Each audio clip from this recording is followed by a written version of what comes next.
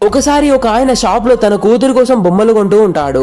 కానీ అవి వాళ్ళ వైఫ్ కి నచ్చకపోవడంతో వేరేది మార్చి తీసుకురమ్మని పంపిస్తుంది. సరిగ్గా అదే టైంలో బ్రేక్స్ ఫెయిల్ అయిన ఒక లారీ స్పీడ్ గా వచ్చి వాళ్ళ ఇంట్లోకి దూరిపోతుంది. అది చూసి ఆ వ్యక్తి మైండ్ బ్లాక్ అయిపోతుంది.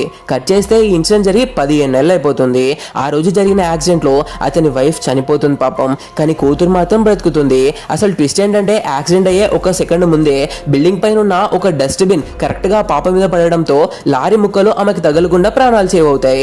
అప్పటి నుండి ఆ డస్ట్బిన్ వాళ్ళ ఫ్యామిలీలో ఒక మెంబర్ లా అయిపోతుంది. దానికి వాళ్ళు లక్ష్మి అని పేరు కూడా పెట్టుకుంటారు.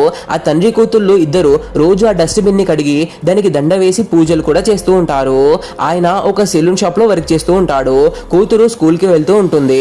ఒకరోజు కూతురు ఏదో స్పోర్ట్స్ కాంపిటీషన్ కోసం సిటీకి వెళ్తూ నాన్న లక్ష్మిని జాగ్రత్తగా చూసుకో అని చెప్పి వెళ్తుంది. కానీ రాత్రి ఆయన షాప్ నుండి ఇంటికి వచ్చేసరికి ఇల్లు మొత్తం గుల్ల అయిపోయి ఉంటుంది. దొంగలు పడతారు. అన్నిటికన్నా ఘోరం ఏంటంటే వాళ్ళ ప్రాణమైన లక్ష్మి అదే డస్ట్బిన్ కూడా మిస్ అయిపోతుంది. నెక్స్ట్ డే మార్నింగ్ ఆయన పోలీస్ స్టేషన్ కి వెళ్లి కంప్లైంట్ ఇవ్వడానికి ట్రై చేస్తాడు. కానీ పోలీసులు ఒక డస్ట్బిన్ పోయిందని కంప్లైంట్ ఇవ్వడానికి వచ్చావా అని నవ్వి కేసు ఫైల్ చేయడానికి అస్సలు ఒప్పుకోరు. అయినా సరే ఆ తండ్రి అక్కడ నుండి కదలకుండా స్టేషన్ లో ఉన్న ఒక పోల్ ని అదే స్తంభాన్ని గట్టిగా పట్టుకొని నిలబడతాడు.